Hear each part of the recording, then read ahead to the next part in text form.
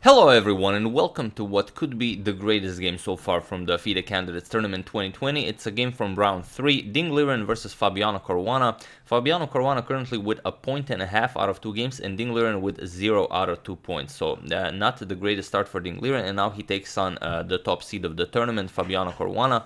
So it's basically a battle of the favorites of the Candidates Tournament. Now it's such a complicated game. I hope I will be able to present it to you so we cover everything, and I will really try to do it properly, because I don't remember when we had the last time we had such a complicated game.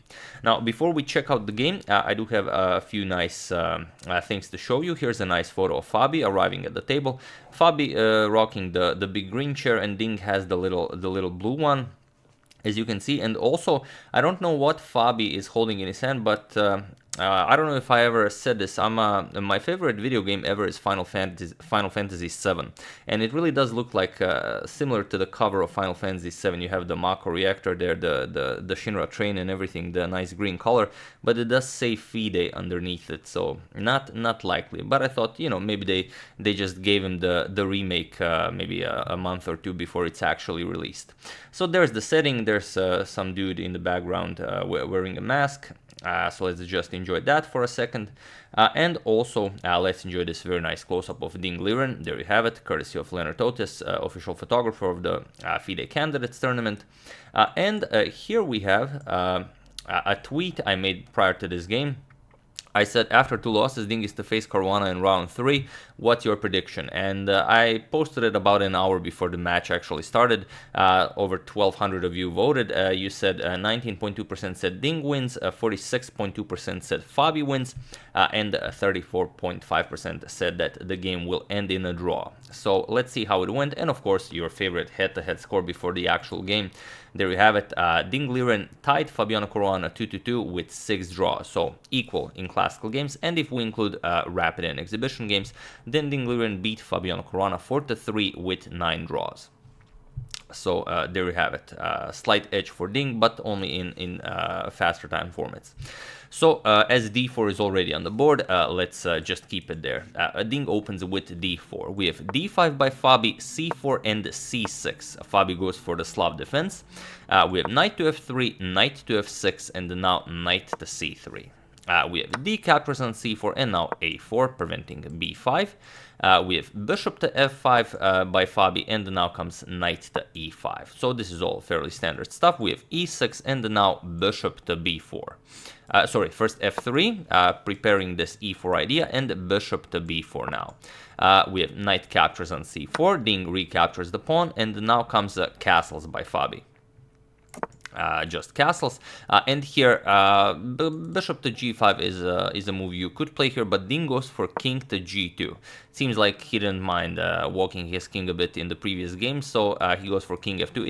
It's a known move, but what's interesting is that what Fabi plays next is not a known move. So here in the position c5 and moves like bishop to g6, those are known, but here Fabi goes for e5, and here Ding really started to burn his time. Up until this point, Fabi didn't waste maybe a second or two on each move, and he says it's like he knew that Ding was gonna play this against the Slav, the king f2 line, and he prepared something devastating. Or maybe he didn't prepare it for this game. Maybe it's hard to say. He didn't play the Slav in the World Chess Championship match, I believe. So it's hard to say where he prepared it for, but most likely for Ding in this game. So here you have to decide what to do. And Ding spent, I believe, some 20 or even 30 minutes on this move, because there's a lot to calculate. First, just capturing the pawn results in queen captures, knight captures on d1, and now knight f as it's attacked to d7. So really a complicated position, and over the board pretty much impossible to assess. You can defend the pawn. Knight is coming to c5, then to b3, and it's just a crazy position. Knight c3, knight b3, you attack the rook. You cannot go to d1 because of bishop to c2, so you have to go to rook to e1, and it's well, for over the board, from that position, pretty impossible to assess this. So that's one option you can go for after e5. Another one, instead of d captures on e5, is the immediate e4. But here, again, we have a lot of interesting choices. E captures on d4, now you attack the knight. Knight back to a2 attacks the bishop, and now bishop c5. Claiming this diagonal, we have e captures on f5, and now b5. So this is most likely everything that Fabi had prepared. A captures, C captures on b5, and now if you move the knight, now you get this d3 check, and it's just a crazy position. King g3, this is crazy. Even though the engine will give an edge to white, but Ding would burn pretty much all of his time if he went for this, and well, it would just be incredibly hard to play this. So after this e5 move, Ding goes for knight captures on e5, and he calculates precisely Fabi's idea. Fabi goes for bishop to c2. Now trying to get this queen captures on c2, followed by queen captures on d4 check, which would just win back the knight. So here black would just be better. So after bishop to c2, we have queen to d2 by Ding, and now comes c5, again played instantly, saying that still this bishop is still off limits, it's your move. So here basically Ding has to choose between e3, captures here, which looks kind of weird, or d5. So Ding decides that d5 is the way to go, as the pawn is nicely protected, and if you eliminate this guy here, then you don't really have much to worry about. For example, if bishop just captures here, you could just capture with b captures, and then okay, you could win back the pawn, but that's pretty much all you're getting. So after this d5 move, there is the option of bishop to e4. Incredibly difficult move. So for example, you will not be able to capture it, and then basically black is just going after the sacrificed pawn, because if you capture it, just bishop captures on c3. You remove the defender of the knight here. You cannot recapture with the queen, because just knight captures forks the king and the queen, and also if you capture with the b pawn, still knight captures picks up the queen. So after this d5 move, bishop to e4 definitely an option, but Fabi decides for bishop to b3 instead, goes after the pawn this way, and now Ding solidifies with e4. And Fabi again, without wasting time, just rook to e8, putting pressure on the knight. And here again, Ding really started burning his time. He went for queen to f4, and you do need to unpin here. You have to start activating your pieces, as here your rook is not doing anything, this rook isn't doing anything, the bishop, this bishop cannot move due to the queen, the knight is pinned. So here Ding's pieces are completely tied down. So queen to f4, Ding finds the absolute best move. And now Fabi goes for c4, again played instantly, saying that I prepared everything up until this point still at home. Saying that I want to play bishop to d6 and put pressure on your knight here, so attack it twice. And knight captures on c4, and here everyone was like, yeah, but what's Fabi's plan now? What's the idea here? And Fabi just continued with knight b to d7. And it's just he's down 2 pawns, and he just continues developing pieces. This is true Alpha Zero chess. This is remarkable. Completely tying down Ding's pieces and just continuing development. And okay, but Ding does get to catch his breath now, and the bishop to c5 could be annoying at some point. So bishop to e3. And now Fabi again blitzes out just knight to f8. Not even blitzes out, he plays it instantly. And the situation on the clock here after Fabi's knight to f8 move is 33 minutes Ding and an hour and 40 minutes Fabi. So Ding is more than an hour down on the clock. And here you could try a lot of things, but Ding says, I'm not afraid of you. I'm not afraid of knight to g6, attacking my queen, because there are some crazy lines here. For example, if h4, trying to make room for your queen on h2, knight g6, you could go queen h2, and now you could run into bishop captures on c3, b captures, and the rook captures on e4 now, busting open white's position, because again, it's impossible to capture the rook due to this knight to g4 check, winning the queen. So beautiful position after knight to f8. So Ding says, I'm not afraid of anything, just bishop to d4.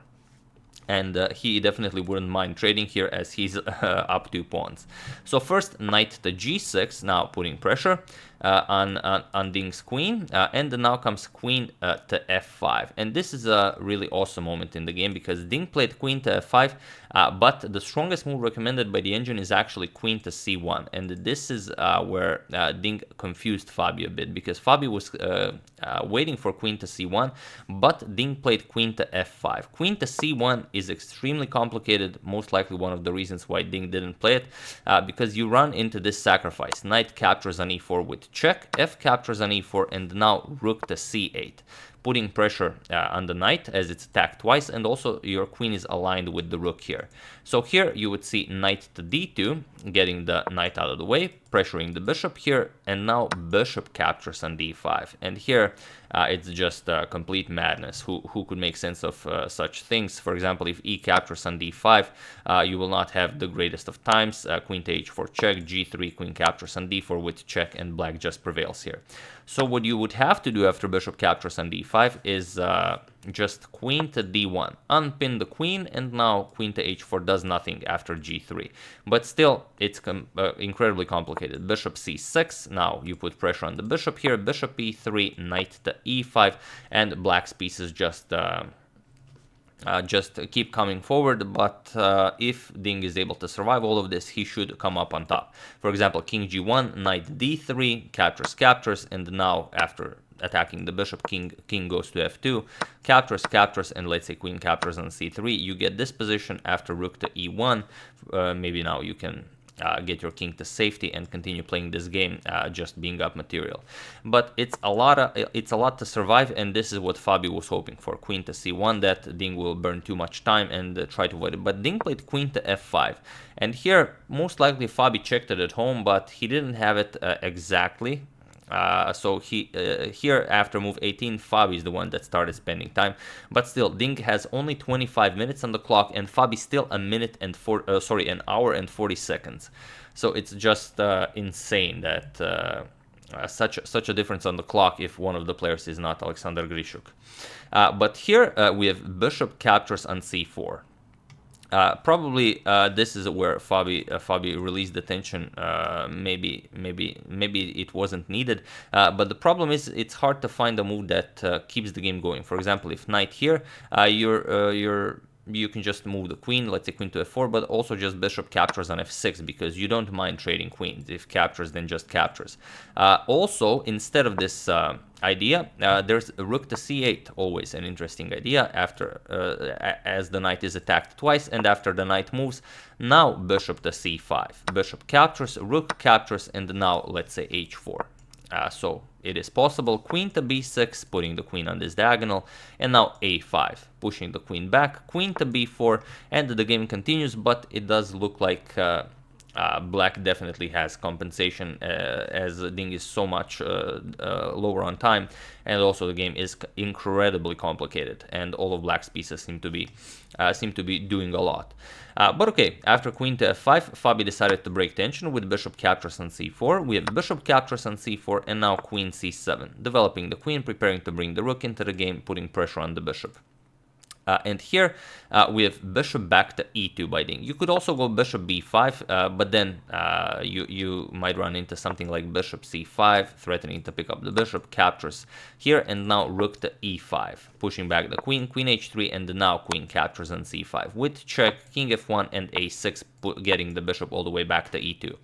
So Ding decides that he's not interested in all of this. He just wants to go back with the bishop to e2, and now bishop to c5. And here Ding plays bishop captures on c5. And here was a moment where Fabi also went into a deep think, and situation on the clock is 16 minutes Ding, an hour and 30 seconds Caruana. So the question here basically is, do you recapture right away, or is the rook to e5 doing something?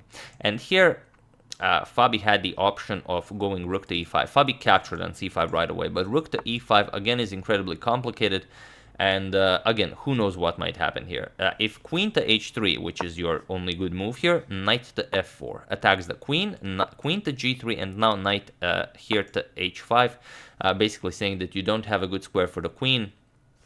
If the queen goes to h4, you might run into ideas like g5, which means that you will have to give up the queen. So probably what you would have to do here is bishop d4 and just give up some material. For example, knight captures on g3, h captures, knight captures on e2, bishop captures on e5, queen captures on e5, king captures on e2, queen captures on g3, and now either rook g1 or king f1. You have to guard the pawn here before you somehow activate all your pieces. And here it's a queen and rook against two rooks, a knight, and white would be up a pawn, so black would be better here, and this is probably what Fabi should have gone for. But it's still a question, because calculating this position from that position, whether you give up the queen here or you go queen to h4, that's simply not possible to evaluate. So instead of going into all of this madness, Fabi went for queen captures on c5, with check, king to f1, and now h6. So what do you do here? Here, Ding says, I'm not afraid of anything. I'm just gonna go rook to d1. Here, probably safest would be g3, king g2, and you bring the rook into the game. But Ding just says rook to d1, and he asks Fabi, "What do you got?" I'm not afraid of anything. And it's a good question. What does Fabi have? He does have, he's down 2 pawns, that's what he definitely has, and he's up in development. But if Ding can get something like g3, king here, and the rook into the game, then this pawn is just, it's just a great pawn. So here, Fabi goes for queen to b6, puts pressure on the rook, on the pawn, and the rook d2. Now it's Ding who plays instantly. He just says, okay, I'm not really impressed. Queen to e3, and now rook to c2.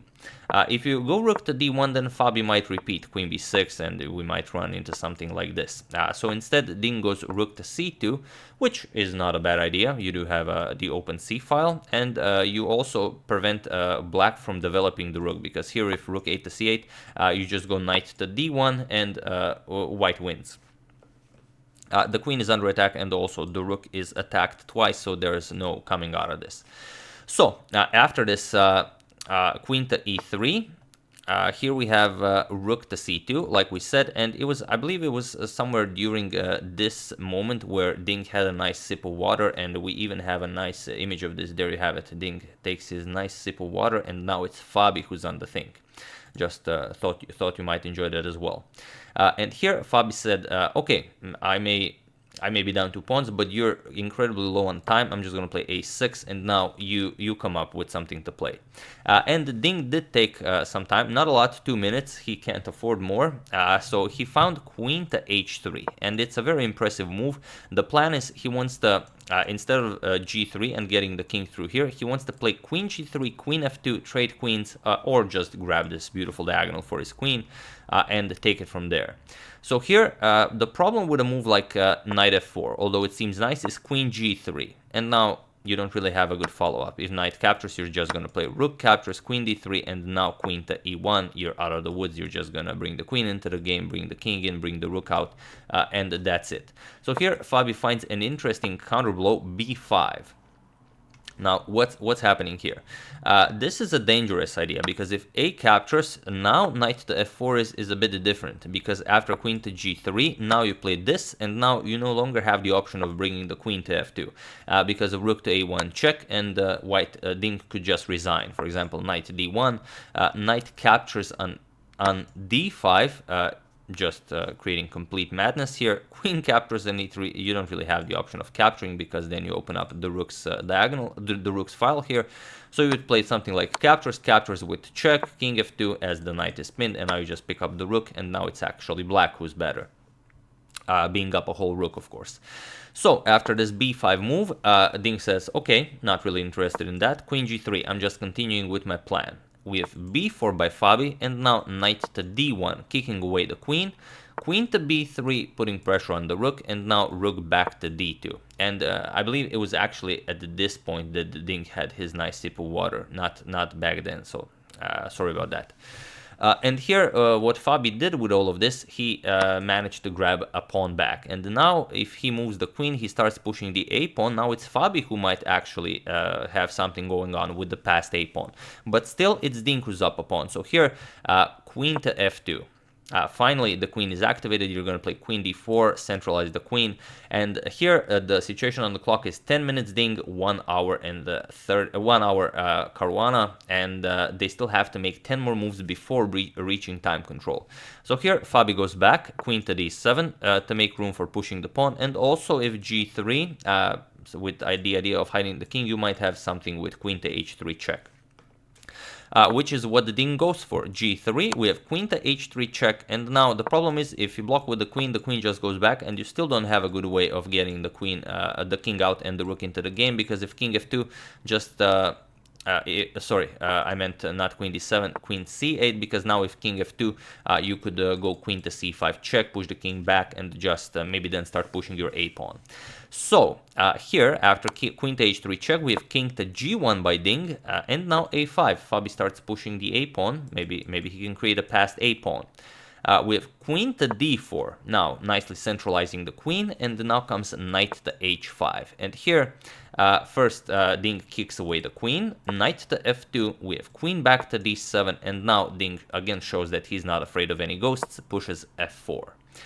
And here, you don't really have a good way of replying to this move. The knight is under attack. The problem is, if you move the knight, knight f6, e5 is coming. And now this is just complete madness. There's nothing much you can do here. The knight has to go to h7. And it's just an incredibly sad position for Fabi. So after f4, Fabi said, okay, there's no more waiting here. I have to go for it. And that's pretty much it. Knight captures on f4.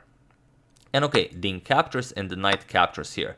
And a plus for Fabi is that the Ding is down to only 7 minutes on the clock, whereas Fabi has some 36 minutes on the clock. We have king to f1, not allowing any checks from h3 by the knight, and also to keep an eye on the bishop here if needed. So queen to d6, asking what you want to do here, keeping an eye on the e5 square, so white cannot push e5, and also maybe if the rook moves, maybe h2 is the target, but very unlikely. So rook to g1 by Ding, saying that, okay, it's me who's threatening mate now, and you don't really have a good defense here against this. If knight to g6, yes, you defend, but you shouldn't be moving the pieces away from the white king after you just sacrifice the piece for the attack. That's not how attacking works.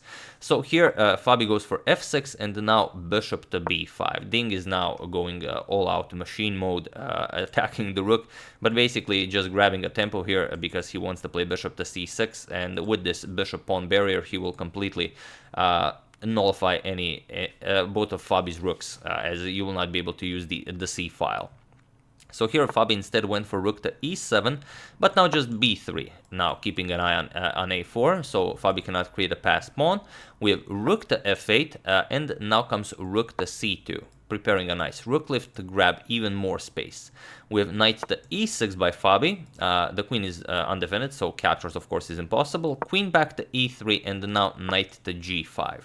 So Fabi definitely making some progress, but Ding says that will not do. We have h4.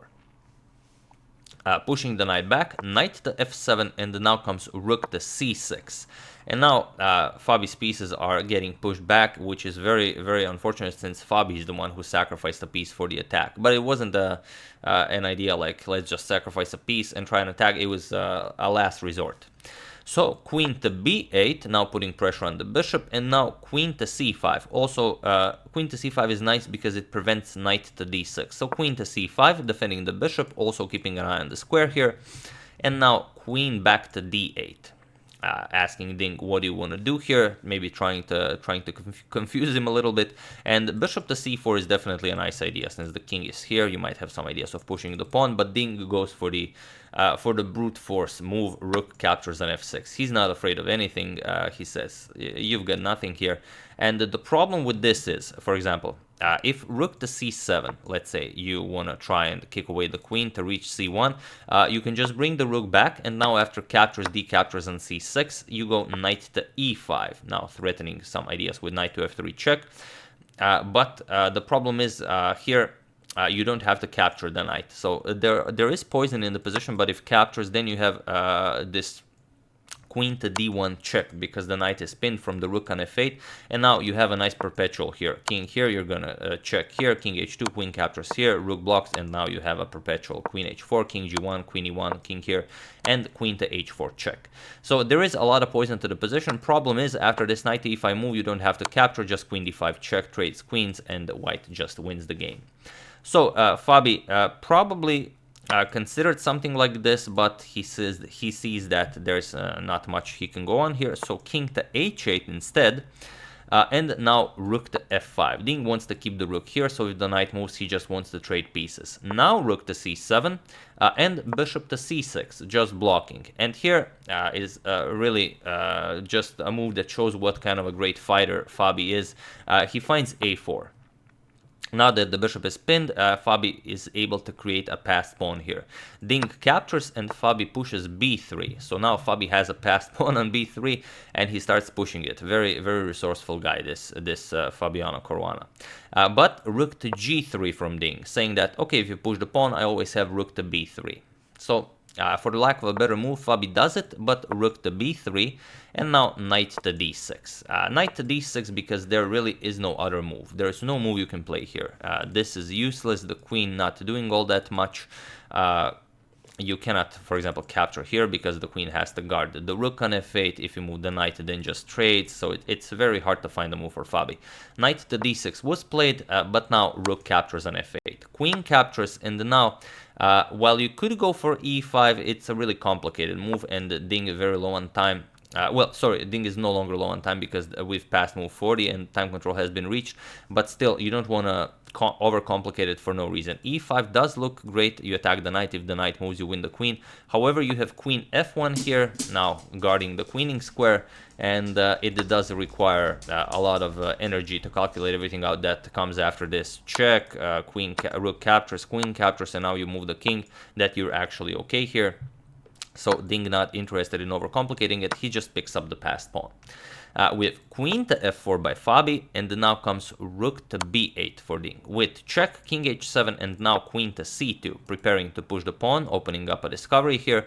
And now, while Fabi could block with the queen, this is just basically, this is the same as giving up, because after such a move, rook to d8, attacking the knight, the threat is just capturing the knight, and after queen recaptures, check and picking up the queen. So you'd have to move knight to f7, but now rook to d7, further trades pieces, let's say h5, and now rook captures, and now you can go e5 with check, g6 and d6, and it's just a game over. Those pawns are all over the board. So while queen e5 stops the discovery, it doesn't do much. So rook to e7 by Fabi, trying to create some more poison on the board. We have e5 with check by Ding, blocking with knight to f5, and now again, there are some really crazy lines here. d6 is winning for Ding, but it's just insane. Rook captures here, you're gonna go d7, and now you don't really have a good defense. g6, hoping to get some moves in with the knight here, as now the knight is no longer pinned. But now queen c3 ruins all of your plans. Now if you move the rook, it's a nice checkmate over there. And if you go for something like knight to e3 check, here you just give up the queen. Queen captures, and now the queen comes into the game, and the checkmate is impossible to defend. After you give one check, king g2, queen captures on c6 with check, king h2. There are no more checks, and the mate will follow. But this is too much to go for, and too much to risk when you've played well, what could be the game of your life. So queen to e4 by Ding, just saying I want to trade queens and start pushing my d pawn, and that's it. So here Fabi of course cannot accept this. He played queen to c1 check, king to g2, and now g6 unpinning, again hoping for some knight to e3 check action, and Ding just went for rook to b3. Also possible is something Alireza found in the live chat pretty much instantly, is bishop to e8. This very nice tactic that says, okay, if you don't do anything, I'm just going to capture here, push h5, capture on f5, and it's game over. And if you go knight to e3, then king f3, and again, you're pretty much without a move. There are no checks, there are no tricks, there's no rook f7, it's just game over for for Fabi. So after g6, Ding again didn't want to spend too much time. He just played rook to b3, just covering all these two squares. So black is without any counterplay, and now the pawn is simply marching forward.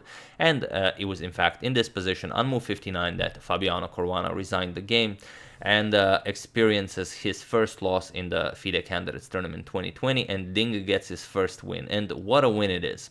Really just incredible stuff. Fabi through incredible preparation at the Ding, and the Ding just was so resilient, and he found such amazing moves. It was incredible to watch. It was very stressful to watch, but also just amazing. What Ding pulled off here today is basically he defeated an engine here.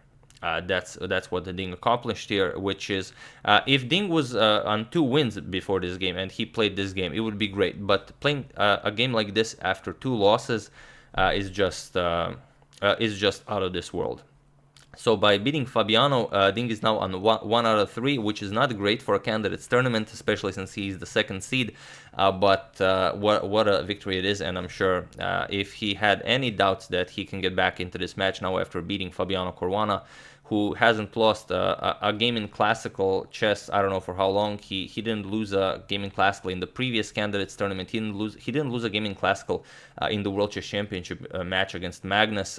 So taking down Fabi like this with such a strong prepared line, incredible. But it's something I often say, okay, I don't know if it applies to top elite players, but definitely applies to maybe some weaker players. When you have 2 players, one plays a super prepared line and the other one is playing the game from the start, then after those prepared moves evaporate, then this person who played the game from the absolute start is just more into the game. He understands the position better, he knows the dangers of the position better, and then he just overtakes, which is what happened here. But it's interesting, the line we've shown where Ding would have to give up the queen, or maybe wouldn't, but probably would. Magnus pretty much saw that instantly, and he said that he was very, very surprised that Fabi didn't go for this. But yeah, I didn't catch the interview after the game, so it will be very interesting to see what Fabi has to say about it. And well, it just blew my mind completely. So I do hope you enjoyed it, and I do hope I presented it to your satisfaction, as it's one of the hardest game I've ever had to show.